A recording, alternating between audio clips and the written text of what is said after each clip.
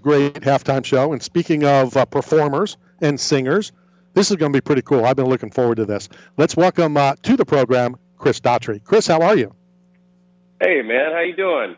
Well, we appreciate your time. Back on the road, I know you're coming to town. You're coming to Ruth Eckerd Hall on the 24th and the Hard Rock in Orlando on the 25th. What's it like to be back on the road? It's cathartic. It's, it was definitely missed, and we did what we could to, stay busy when we couldn't tour. But man, we didn't realize how much we were going to really miss it until about 6 weeks in, and now almost 2 years without touring. This has been very welcomed, and the energy's been incredible. We've done a few shows, and it's just been incredible to get back. The fans have been incredible. I've talked to quite a few fans. My sister lives in Charlotte. She said that she's seen you twice, and I've heard nothing but it's one of the greatest shows they've ever seen. Wow. Well, that's hard to believe, but I will take the compliment. I've talked about this before, that, I've watched some of these music shows and I see how people get, moved by a song or moved by music. And I've never really understood that. I'm a fan of music. I was just talking to Caleb Benenat. He plays for the Saints. He's one of our co-hosts. I like music, but I've never been moved by it until your song, Gone Too Soon. As a grandfather of a stillborn grandson, all I can do is say thank you for that song, because that's the first song that really does not only move me, but I listen to it when I'm flying to cover a UFC and I'm bawling my eyes out on a plane. Wow, man, that means a lot. Thank you so much. I wrote that with a dear friend of mine, Michael Busby. God rest his soul. He passed away a few years ago. Incredible songwriter, and I remember writing that song with him at my house, and I kind of, I wasn't actually going through that at the time. It was actually, we had twins on the way, and, we're celebrating this while a friend of ours loses theirs. And it was this, this interesting dichotomy of like wanting to celebrate, but also feeling the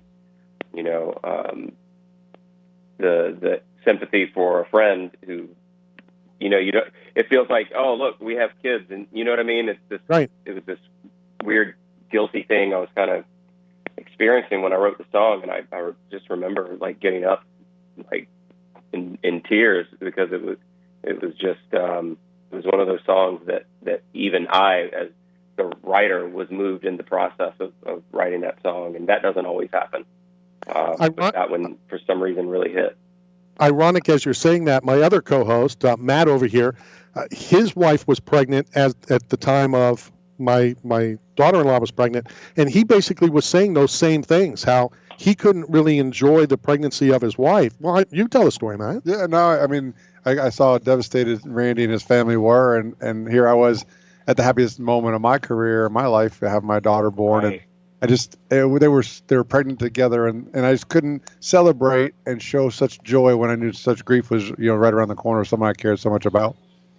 Absolutely, completely makes sense. So we'll move on in the conversation, but again, I want to thank you for that song. It means the world. I listen to it daily. I love it. That means a lot. Thank you so much. Now, on a brighter note, a happier note, and that still was happy as well, I understand you're a fan of Batman, and I'm curious, which Batman was your favorite? Yes, I'm surrounded by Batman right now. Actually, in my office, I got the cowls and statues everywhere. I'm such a nerd. As a kid, I remember, I was a Batman fan just from like the cartoons and like the Super Friends and Superpowers cartoons, and all I knew of Batman in regards to live action was the old Adam West show that had just started kind of re-airing, and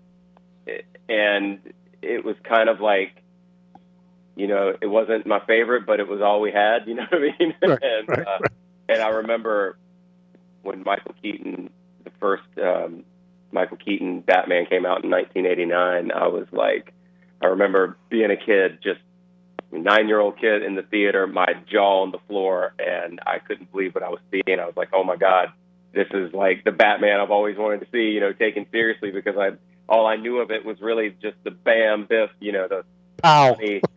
Yeah, exactly. And so I was terrified that that's what we were going to be getting, considering, you know, Michael Keaton, you know, was a comedic actor, and I knew him from Beetlejuice at the time. So I didn't know what we were getting. I just remember, like, my whole world opened up when I saw that movie. And so I think, even though I love Ben Affleck as Batman in the Batman v Superman movie, I think he did a great job. But Keaton has always been my dude. It's funny that you say Keaton, which was my favorite as well, but you bring up Beetlejuice, and I think of what was the Night Moves, I think it was called, where it was the Moonlighter? No, where they had all the autopsies, all the dead bodies, and he was running women. It was kind of funny. So Chris, I actually I don't know that one. You need to watch it. It's pretty funny. Him and Henry Winkler. Oh, nice. That sounds like a laugh. Chris, I started with one question, but I came up with another one while we're sitting here talking. I'm just kind of curious. We had Bill Medley on from the Righteous Brothers a couple weeks ago, and he disclosed that he didn't even realize that his song "You Lost That Lovin' Feeling" was in the Top Gun movie until it hit the big screen. That back then the record labels owned everything. They owned the masters. They owned the rights. Yeah. So from the American Idol world, like where's that in today's world? Is it still true to that day? Like, is your music yours? You own it, or can it just show up someday on a big movie and an iconic scene like the Righteous Brothers?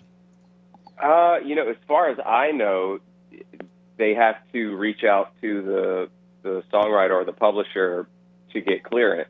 And I feel like, speaking from experience, I've had moments where I've seen my stuff show up in a movie or even just my name being used, and like Step Brothers, for instance,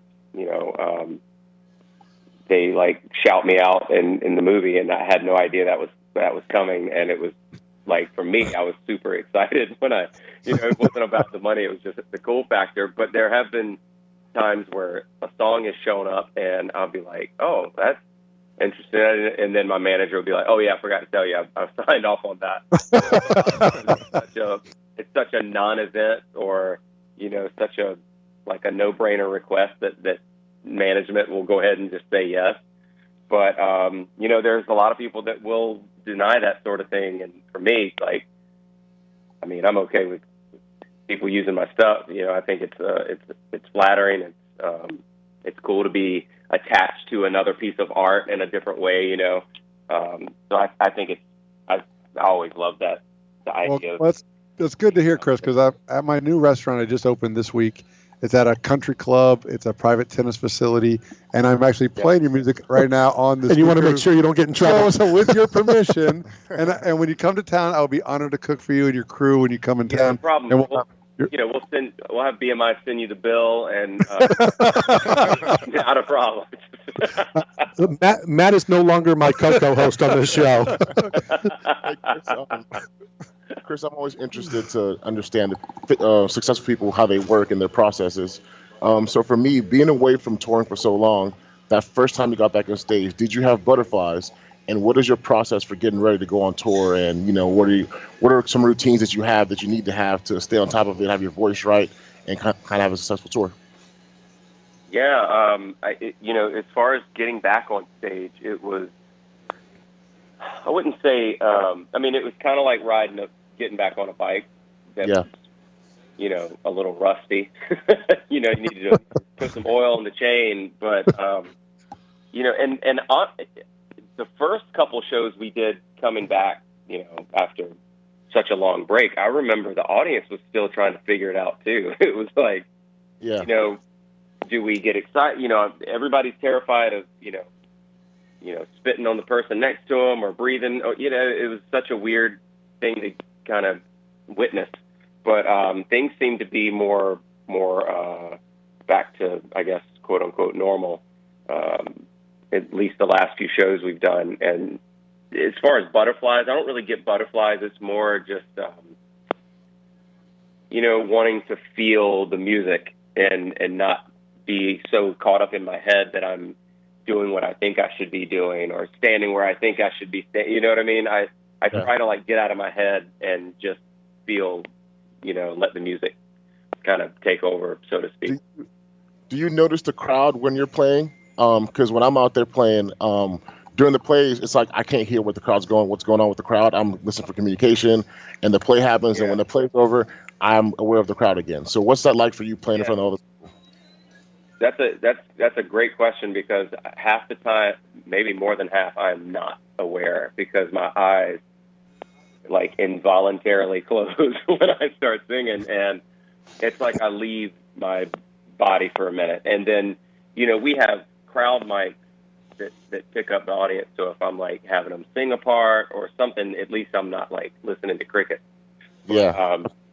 But as far as being aware, there's been so many times where like someone will be like, "Oh, did you see me out there?" And I just want to say yes, but I can't.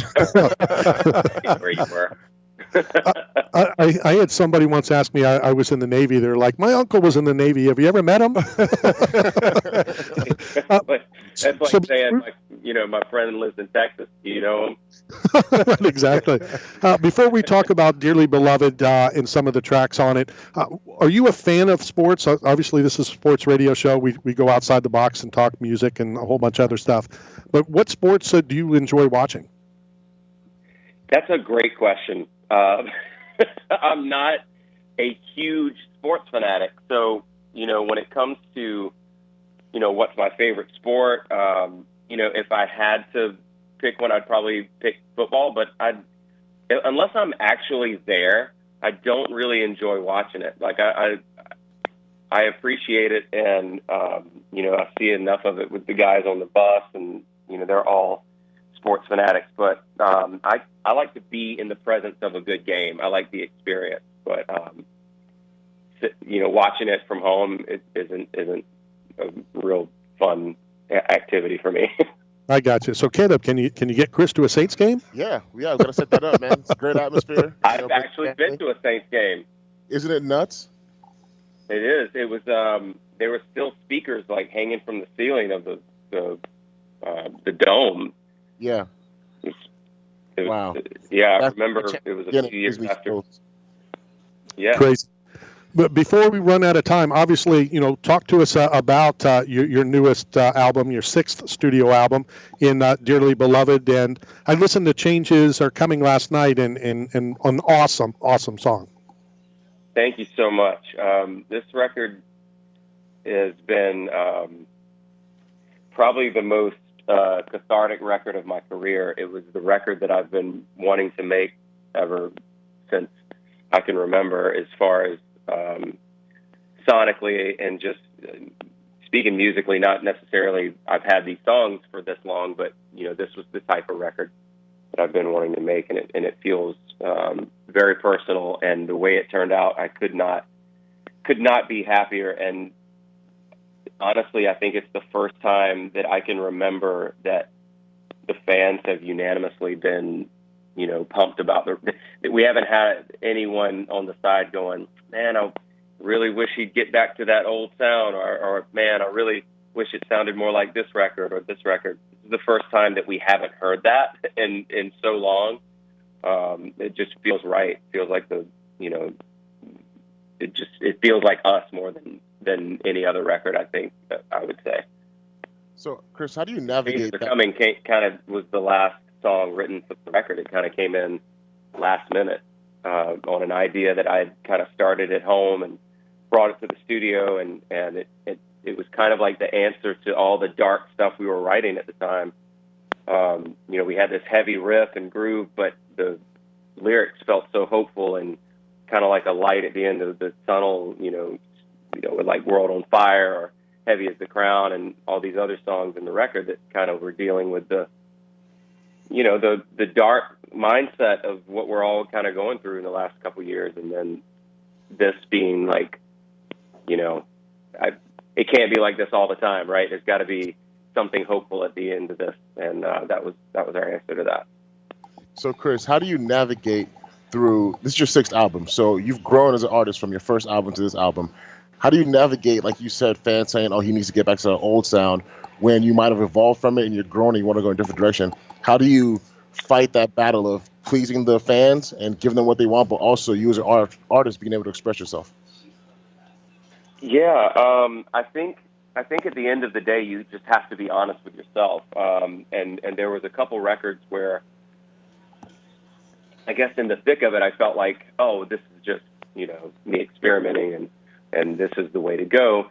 And a part of that would be true, but I think a big part of it was listening to so many voices, and so many people getting in your ear, that I think it got to a point where I didn't even know what was good anymore. I didn't actually know what I believed in, as far as my own writing and things that I was kind of channeling or for lack of better terms, chasing. You see what other bands are doing or other groups that were, kind of in your wheelhouse, and then you say, well, everybody's changing with the times. There's no guitars on the radio, and you know what I mean? You start listening to these things and these other people going, oh, what you should be doing is, and it was so much noise that I kind of forgot what my own voice sounded like. So after Cage to Rattle, which was, in my opinion, that record was me trying my best to get back into the good graces of rock, and I felt like I just was up against a wall at the end of the day with the people that were, surrounding the record. And once we broke away from that label and I was able to take time away from it and hear my own voice and be like, what gets me excited about music? Instead of listening to what's hot on the radio or whatever, I started going back, listening to the records that made me want to do this in the first place, like old Soundgarden, Bad Motorfinger, Super Unknown, and Facelift and Dirt from Alice in Chains, and Throwing Copper, Live, the records that made me want to pick up a guitar and get in front of a mic in the first place. And I was listening to those records, and I felt that excitement again, that energy that I felt as a teenager, that I wanted to be a rock star. And I was like, well, why am I not making records like that? That's what inspired me to begin with. And so that was kind of the impetus of this record, is the catalyst, rather, musically speaking. That's awesome. And I think by doing what I felt was true to me, the fans couldn't help but see that as well. Yeah. And you'll be back at it here in the Tampa Bay area next week on the 24th at Ruth Eckerd, 25th at the Hard Rock. Chris, thank you very much for your time. If you have some available time, so much. Your people know how to get a hold of me. We'll send the limo to pick you and the band and everybody up. We'll bring you down to the pizzeria. We'll shut it down, open it up just for you guys to come and enjoy some awesome Italian food. It's more of a restaurant now. Let's do it. Oh, man, you don't have to convince me of a good time. All right. We'll get it set up. Chris, thank you very much. Looking forward to seeing you next week in town. Have a great one. Take care. Chris Daughtry, everybody. Awesome guy. Yeah, very cool. Great story, too. It's kind of like fourth place, because in all competitions, it's all by rank. But he's the Tom Brady of music. Let's hit this break. When we come back, UFC talk as we get ready for Shocking.